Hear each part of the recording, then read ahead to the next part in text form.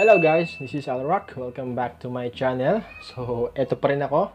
Nagbabalik kahit busy sa work, hindi nakapag-upload ng videos sa almost 2 weeks na rin siguro. Almost 1 month. So, yun, hindi tayo nakagawa. Maraming nakamiss. So, salamat sa mga nakamiss sa akin. Huwag kayong mag-alala, hindi ako mawawala ng tuluyan sa YouTube kasi nga live na natin to, no? So, iniintay ko lang din yung natin, yung approval ni YT. Pero yun nga guys, no? Huwag kayong mawawala sa aking channel. Huwag kayong malungkot kung minsan kulang yung information. Pero, yun nga, basta ako, gagawa ako ng paraan para makatulong sa inyo. At para, yun nga, diba?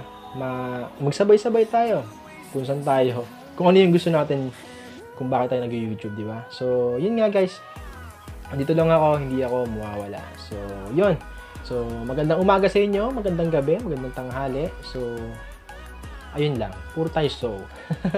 Pero, yun nga guys, no. Maraming salamat sa mga hindi pa rin nakakalimot sa akin, hindi pa rin yun, alam nyo na, di ba? Ang daming nagpaparemind sa akin, uy, bumalik ka na. Kailangan ka na namin, miss ka na namin, di ba? Mga ganun. So, nakakaano rin sa na, ba't ko pa ititigil yung YouTube, di ba?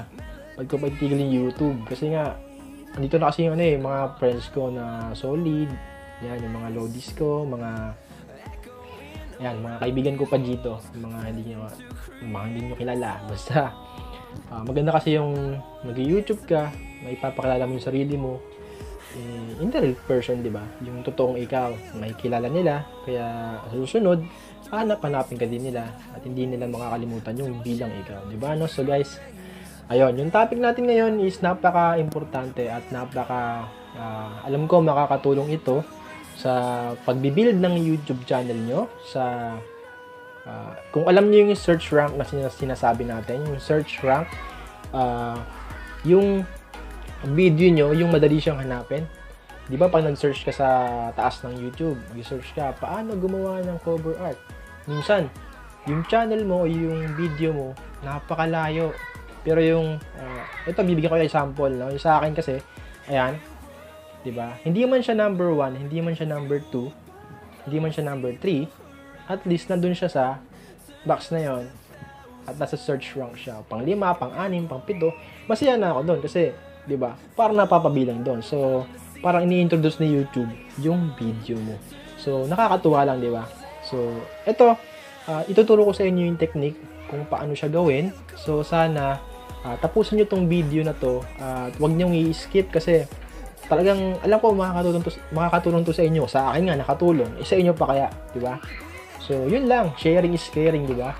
So hindi ako madamot, gusto kong i-share sa inyo to habang alam nyo na may panahon pa kasi nga minsan busy ako, minsan talagang hindi ako makagawa ng video kahit gusto ko kasi trabaho, pagod, tutulog, minsan nakakatulog na lang bigla. So pero dito pa rin tayo guys, no? Hindi tayo mawawala. So, yun. Tuto ka lang dyan. Tapusin mo tong video na to. Huwag mo i-skip. At syempre, kung bago ka pa lang sa channel ko, huwag mong kalimutang mag-subscribe. At i-hit mo na rin po yung notification bell para hindi ka mahuli at updated ka lagi sa aking mga video. No? So, yun guys. Dyan ka lang. Tapusin mo to. Huwag mong i-skip. At tara na. Tuturo ko sa inyo kung paano masama sa search rank ni YouTube. So, go!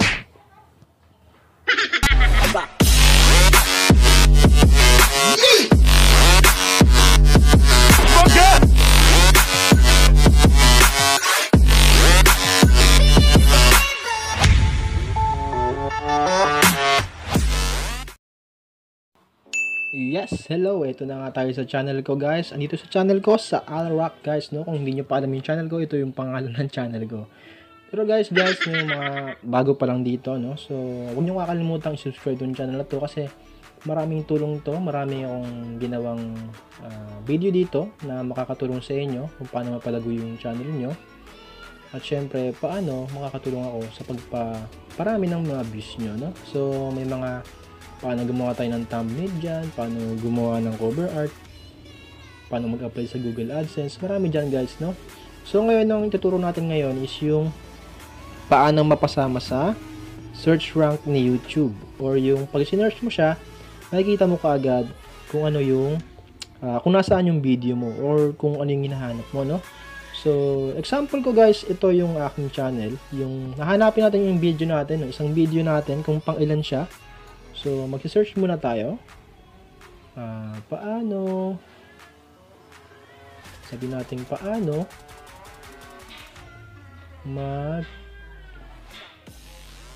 magkaroon ng legit subscribers, no? Ayan sa baba. Legit subscribers. So, bilangin natin. Oh, wow, guys, no? Nasa number 1 po tayo. Yung video na ginawa ko. Yan, guys, kung makikita nyo, number 1 siya. Paano magkaroon ng legit subscribers. Diba? Paano maging subscribers ang viewers mo. Ay, number 1, guys, no? Nakakatuwa. Kasi number 1 siya. So, kung gusto nyong maging ganyan yung inyong video, tuturo ko sa inyo, guys, no? Kaya wag nyong i-skip tong video na to. At pag-aralan mong mabuti. Kasi nga, ituturo ko sa inyo ng step by step kung paano ako mag-upload ng video at paano mapasama sa search rank ni YouTube at paano i-promote ni YouTube yung channel mo. So, dyan ka lang guys, no? Kaya ito na, simulan na natin. So, yun guys, dito tayo sa aking channel, sa Creator Studio guys, no? So, kung ito yung lumabas sa inyo, pwede natin palitan to, gawin nating Studio Beta. Paano nga ba magpalit ng Studio Beta, no? So, punta lang kayo dito sa gilid guys, yung tatlong dot na yan. Nakikita nyo yung tatlong dot. Click nyo lang yan, tapos bumubulol tuloy ako. Desktop site guys, no? Click nyo lang yan. Ayan, the loading. Then, magiging Studio Beta na siya guys. Ito yung karamihang ayaw ng iba, no? So, yan. Iba kasi yung format nito sa Creator Studio ng YouTube or hindi pa siya desktop or mobile phone, guys, no? So, ang pipindutin nyo lang, guys, is yung setting. Ito, sa baba ng profile picture nyo sa bilog, click nyo yung settings na icon. Then, lalabas yung mga settings. Pangkalahatan, channel, then yung i-upload ang mga default. So, sa channel muna tayo guys. Sa channel, ayan guys, may tags din yan kung paano makikilala yung channel mo, yung videos mo. Maglagay ka ng tags. Gaya nyan, YouTube tutorials, vlog and people, how to get more views in YouTube tips, mga ganyan. Maglagay ka dyan guys, no? Sa channel. Sa settings lang yan, then channel, maglagay ka ng tags mo about sa channel mo. Okay? So, ito naman susunod na sabihin ko sa inyo, ituturo ko sa inyo is yung i-upload ang mga default or upload default guys, no? So, dito, makikita nyo dito guys, yung aking description. So, ayan yung pamagat. Ito yung description. Automatic guys, meron na akong nakalagay na description.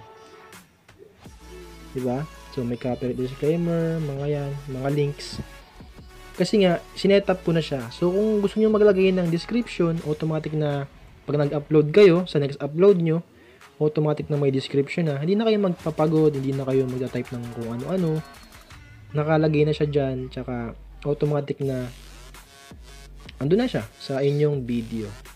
So, yun, yung private, public. Nakatagalog kasi ito guys, no? Kaya, mas maintindihan natin sa Tagalog to. Yun, kung tapos nang gawin, isave nyo lang ito. Then, isave nyo. Then, sa akin, ika-cancel ko kasi nagawa ko na siya. So, isave nyo lang yun guys, no? Napakadali lang yun. So, ayun lang yung pinaka-technique na ituturo ko sa inyo. Pero, meron pa yan. Ito nga yung tinatawag nating tags, no? So, sa mga video ko kasi, may mga tags na ako nilagay dyan. Mga description. So, maganda kasi guys, yung iyong channel or kung yung iyong video,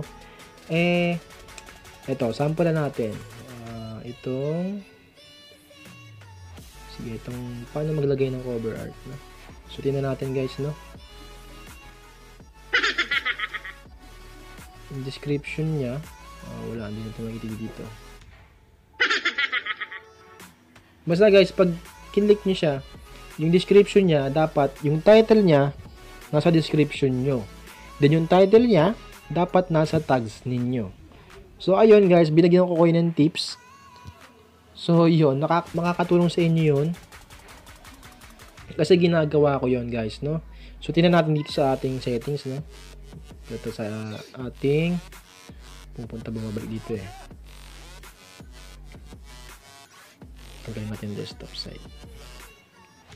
Papakita ko sa inyo yung ginawa kong description tsaka tags guys, no? So, try natin dito sa ating paano maglagay ng cover art. Ito, makikita nyo dito sa aking video na to.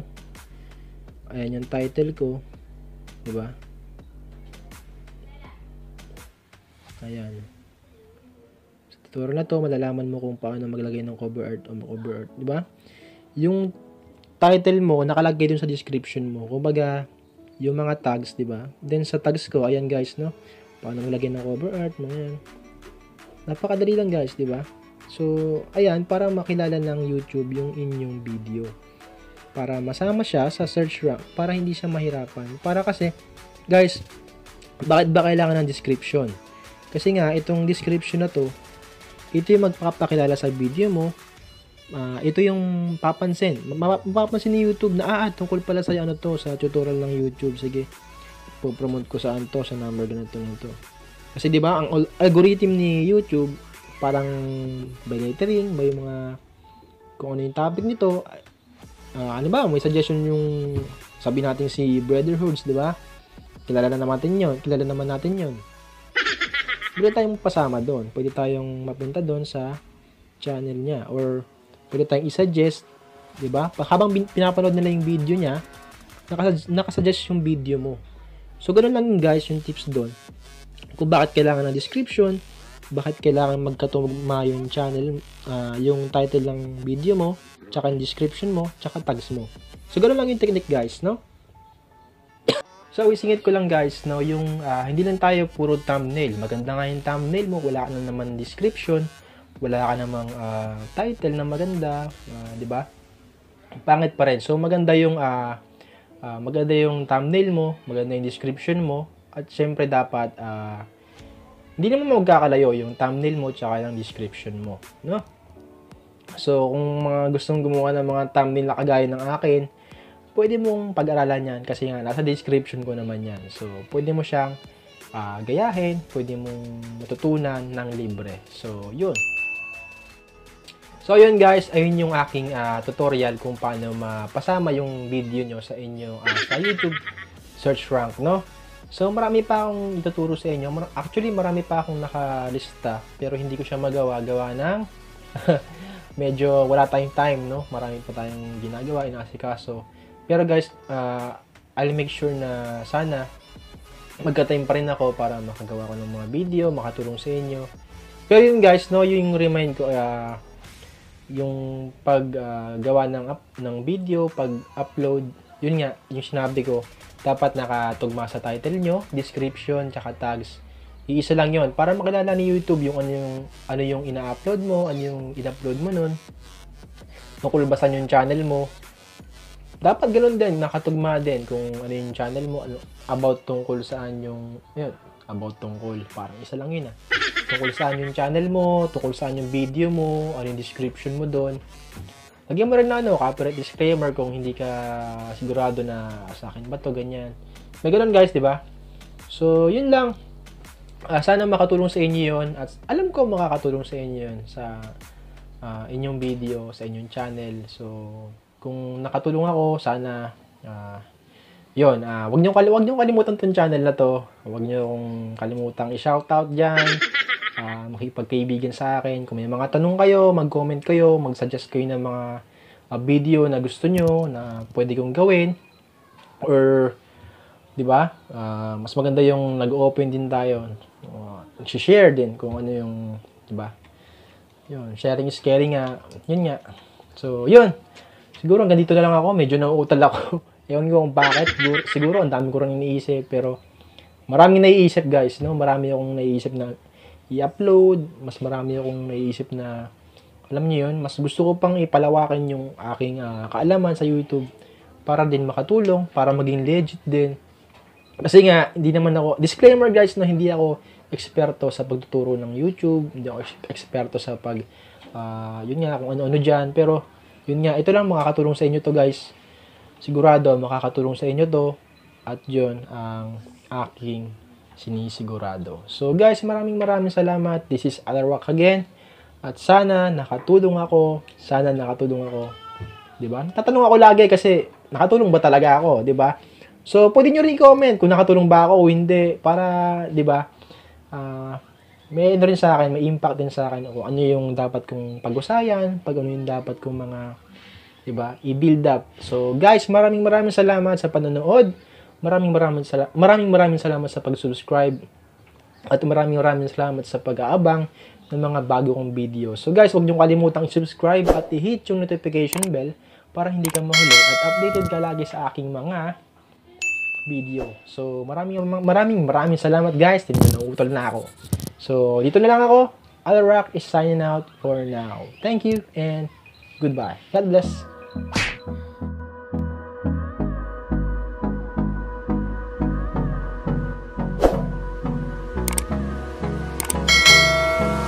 Hold me close till I get up.